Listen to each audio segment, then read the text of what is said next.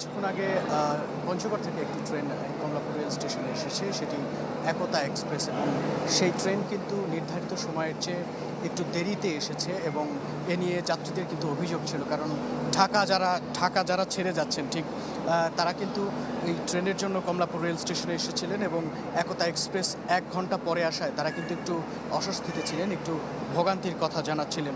তাছাড়া উত্তরবঙ্গগামী যারা দিনাজপুর থেকে এসেছেন তাদের সাথে আমরা কথা বলেছি, তারা যেটি বলছিলেন যে ট্রেনে আসার সময় তাদের বিশেষ তেমন কোনো সমস্যা হয়নি, একটু ঈদের কারণে একটু ভিড় বেশি এবং কিছুটা দেরিতে ছেড়েছে ট্রেন, এই অভিযোগ তাদের ছিল। তবে মোটামুটিভাবে তারা ঈদযাত্রা স্বস্তিতেই তাদের হয়েছে এমনটা বলছিলেন। তবে আমরা এখানকার যিনি স্টেশন মাস্টার তার সাথে কথা বলেছি, তিনি বলছিলেন যে একতা এক্সপ্রেস দেরিতে আসার কারণ হচ্ছে একতা এক্সপ্রেস যখন ছাড়ে ঠিক সেই সময় তাদের 1 ঘন্টা বিলম্ব হয়েছে, যার কারণে নগদ নিয়ে এলো হার না মানা হার অফার। সর্বনিম্ন 10,000 টাকা রেমিটেন্স নগদে পাঠালে থাকছে স্বর্ণের হার জেতার সুযোগ।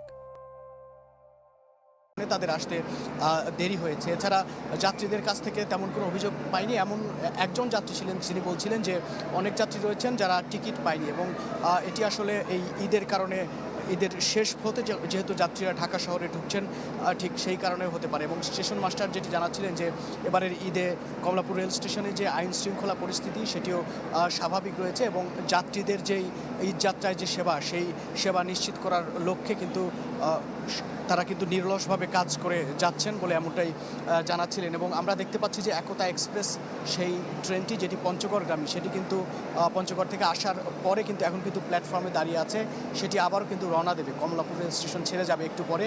এবং এই ট্রেনে ঢাকা থেকে অনেক মানুষ এখন কিন্তু তাদের বাড়ির উদ্দেশ্যে, স্বজনদের কাছে যাওয়ার উদ্দেশ্যে রওনা দিয়েছে। মাহবুব, ধন্যবাদ আপনাকে। দর্শক, যাত্রী ভোগান্তির কথা আমরা জানছিলাম। কমলাপুর রেল স্টেশন থেকে যুক্ত হয়েছিলেন সহকর্মী মাহবুবুর রহমান।